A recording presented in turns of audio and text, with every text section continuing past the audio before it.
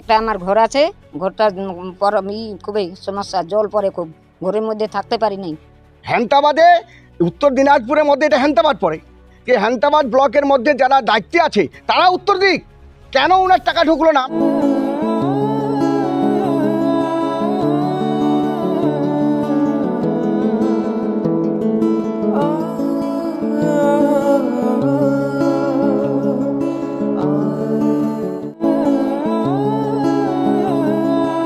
বাংলার বাড়ি প্রকল্প থেকেও বঞ্চিত নিঃসঙ্গ মহিলা, চোখের জলে দিন কাটছে হেমতাবাদের সমীরণ খাতুনের।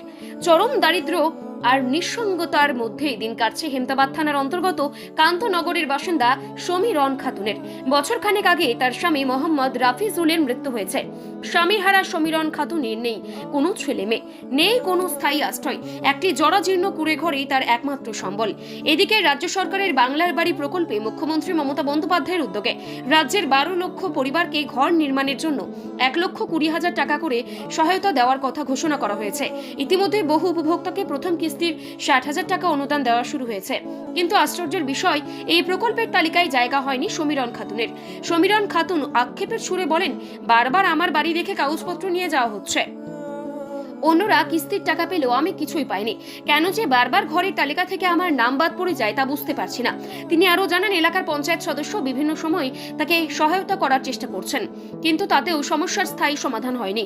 এই বিষয়ে অল ইন্ডিয়া ইমাম অ্যাসোসিয়েশনের উত্তর দিনাজপুর জেলা সভাপতি মৌলানা আলহাজ্জ মৌলানা আশিরউদ্দিন বলেন, প্রকৃত অর্থে যারা গরিব, যাদের সত্যিই ঘরের প্রয়োজন, তাদেরই আগে এই সুবিধা পাওয়া উচিত।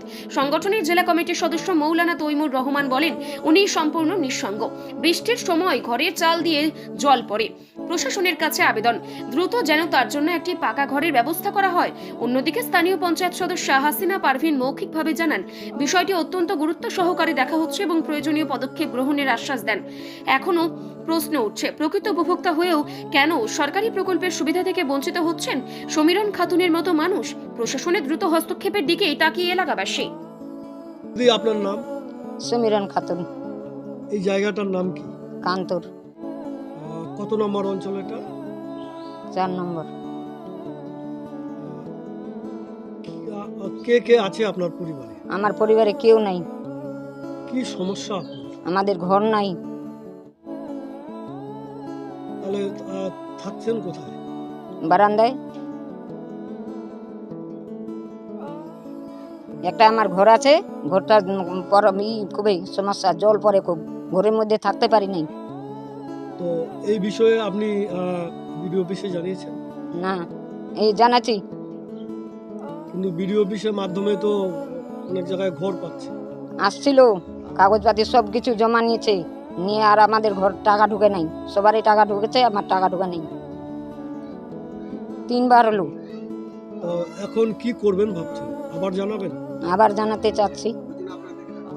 ওই জন্য আপনাদেরকে ডাকছি। কি কি সমস্যা হচ্ছে? ওই তো থাকার জায়গা নেই, আমাদের ঘর নাই, জল পড়ছে বৃষ্টির সময়, সবাইকে ঘর দিচ্ছে, আমাকে দেয় নাই। ঘর পাই নাই, জমা দিচ্ছে সব কাগজপাতি সব কিছু, দুবার করে, একবারও ঘর পাই নাই। না, হ্যাঁ, বৃদ্ধ ভাতা পাই। আমার নাম হচ্ছে মোহাম্মদ মৌলানা আশিরউদ্দিন সাহেব এবং আমি দায়িত্বে আছি অল ইন্ডিয়া ইমাম অ্যাসোসিয়েশনের এই উত্তর দিনাজপুরের জেলা প্রেসিডেন্ট। এখানে উদ্দেশ্য একটাই, আমাদের ইমামদের কাজ যে ইমামরা প্রতিটা গ্রামে ঘুরে এবং মানুষের দুঃখ দুর্দশাগুলো খুঁটিয়ে খুঁটিয়ে একটু দেখেন। তাই আমাদের কর্তব্য যে কে ঘর পেল না পেল, মুখ্যমন্ত্রী যেটুকু করেছেন আমাদের পশ্চিমবাংলায় অনেক গুণ আমাদের উপকার হয়েছে, কিন্তু সবাই ঘর পাচ্ছে। কিন্তু আমরা দেখলাম, ঘুরে ঘুরে দেখলাম যে ইনার ঘর হলো না, অথচ সবাই টাকা পেল। কিন্তু ইনার বারবার ব্লক থেকে লোক আসলো, পঞ্চায়েত থেকে লোক আসলো, কিন্তু আসা সত্ত্বেও কিন্তু ইনার ঘরের টাকা ঢুকলো না কেন? আমরা এটা খামতিটা কথা আমরা এটা জানতে চাচ্ছি। আপনারা নিজের চোখে দেখতে পাচ্ছেন, দেখুন ওনার ঘরে দেখুন জল পড়ছে, ও বৃষ্টিতে থাকতে পারবে না। ওই বারান্দা একটা ছোট্ট চৌকি আছে ভাঙা, ওই চৌকিটাতে শুয়ে থাকে। এখানকার গ্রামের মানুষ সবাই জানে ওকে। এই সরকার যে মানবিক সরকার, আমরা মুখ্যমন্ত্রীকে দেখে কিন্তু আমরা ভোট দিই, আর মুখ্যমন্ত্রী আসলে ভালো, ওনার জন্য আমরা কিন্তু পশ্চিমবাংলায় কিছুটা শান্তিতে আছি। কিন্তু ঘর যে ইনার হচ্ছে না, আরও অনেকে আছে। আমরা এই ইমাম সাহেবরা এখন ঘুরছি, দেখি কথা কথা কে পাচ্ছে না পাচ্ছে না।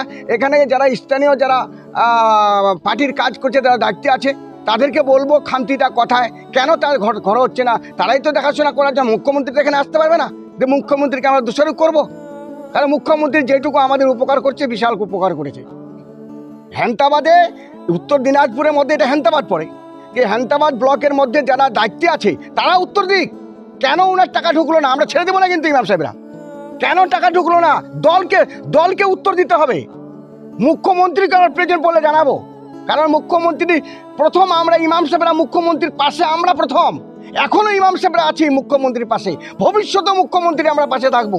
নর্থ বেঙ্গলের সেরা সুপার স্পেশালিটি হাসপাতাল জীবনরেখা, অভিজ্ঞ ডাক্তার, আধুনিক lab, 24x7 emergency services, neurology, cardiology, orthopaedics, gastro, দন্ত ও চোখের চিকিৎসা একসাথে, আইসিইউ, এনআইসিইউ এবং এনএবিএল অ্যাক্রেডিটেড প্যাথোলজি ল্যাব।